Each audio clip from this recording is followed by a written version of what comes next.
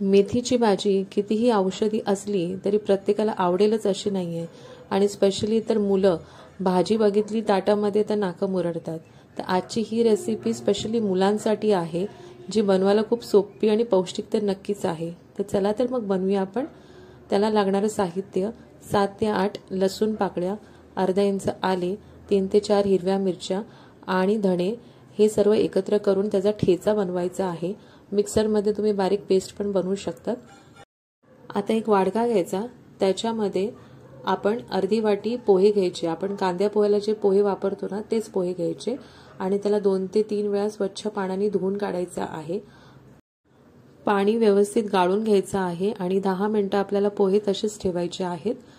10 मिनिटांनंतर आपल्याला हे पोहे मळून घ्यायचं आहे. जसं आपण गव्हाचं पीठ मळतो त्या पद्धतीने आपल्याला मळून घ्यायचे आहेत हे पोहे.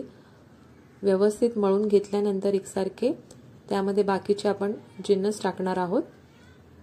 तर ह्यामध्ये सर्वप्रथम आपण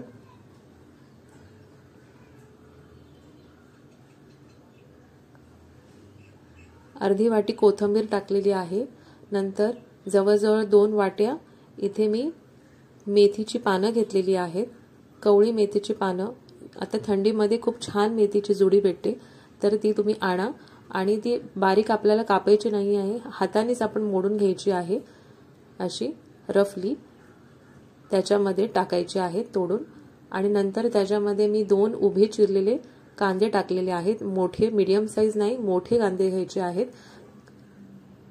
कापून टाकल्यानंतर आपल्याला हे सगळं व्यवस्थित मळून किंवा मुरडून घ्यायचं आहे.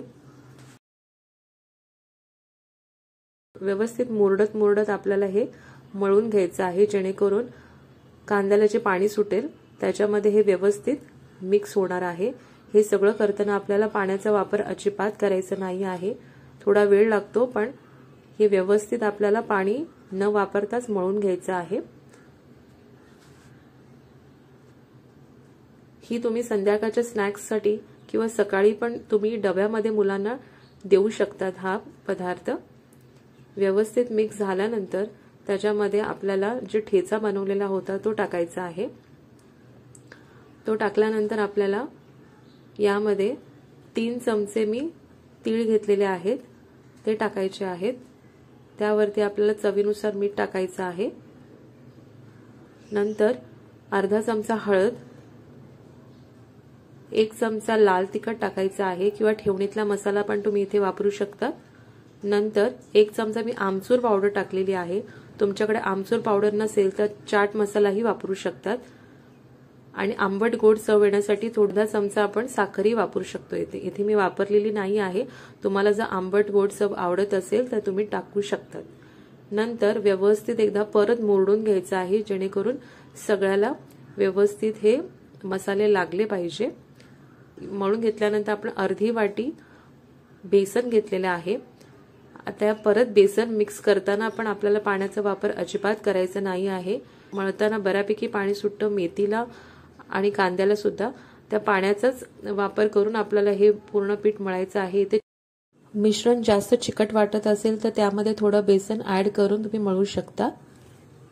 तर एकदा मळल्यानंतर थोडंसं तेल घ्यायचं आहे आणि व्यवस्थित 1 मिनिट पूर्ण पिठाला लावून घ्यायचं आहे आणि हाताला पण लावायचं आहे, कारण थोडंसं चिकट होतं शेवटला. त्यामुळे मी सुरुवातीला सांगितलं पाण्याचा वापर करू नका इथे. एकदा व्यवस्थित मळून झाल्यानंतर आपल्याला थोडंसं तेल हाताला लावायचं आहे आणि जेवढी साईज तुम्हाला हवी आहे वड्याची तेवढी साईज तुम्हाला बनवायची आहे. जास्त जाडसर बनवू नका, मीडियम साईजचेच बनवा. आणि ते बनवल्यानंतर आपल्याला साईडला ठेवायचे आहेत. आता इथे तुम्ही शॅलो फ्राय करू शकतात किंवा डीप फ्राय करू शकतात. तर या आकारामध्ये तुम्ही छोटे छोटे दिसायला पण छान वाटतात आणि व्यवस्थित शिजतात पण सगळ्या बाजूनी.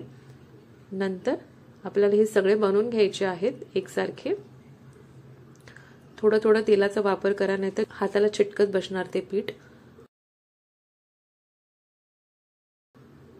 तर व्यवस्थित तुम्ही हे बनवून घ्या सगळे वडे.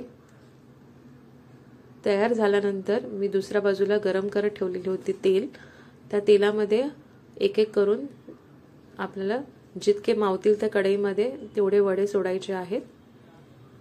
ज्याप्रमाणे मी सांगितलं, तुम्हाला तेलकट जर वडे नको असतील तर शॅलो फ्रायही थोडंसं तेल घेऊन करू शकतात. तर हे मीडियम फ्लेमवरती आपल्याला तळून घ्यायचे आहेत व्यवस्थित दोन्ही बाजूनी. हे पहा, हाय फ्लेमवरती तळू नका, नाहीतर काय होणार, बाहेरून रंग छान येणार आणि आतमध्ये कचवट राहतील. त्यामुळे मीडियम फ्लेमवरतीच हे तळून घ्या व्यवस्थित. चवीला खूप छान लागतात हे. तर ही व्यवस्थित बघा, हा शेड आलेला आहे. या शेडला आपल्याला असा रंग आला वड्यांना की आपल्याला बाहेर काढून घ्यायचे. जास्त तळायचे नाही आहेत, नाहीतर मग ते कडवट लागतात शेवटला.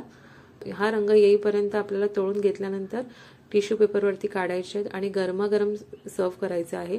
पुदिनाची चटणी असेल तर त्याच्याबरोबर उत्तम लागतं, किंवा काहीच नाही तर सॉस बरोबर तुम्ही मुलांना सर्व करू शकतात. तर या हिवाळ्यामध्ये नक्कीच ही रेसिपी ट्राय करा आणि आवडली असेल रेसिपी तर लाईक, शेअर आणि सबस्क्राईब करायला विसरू नका. तोपर्यंत bye bye and take care.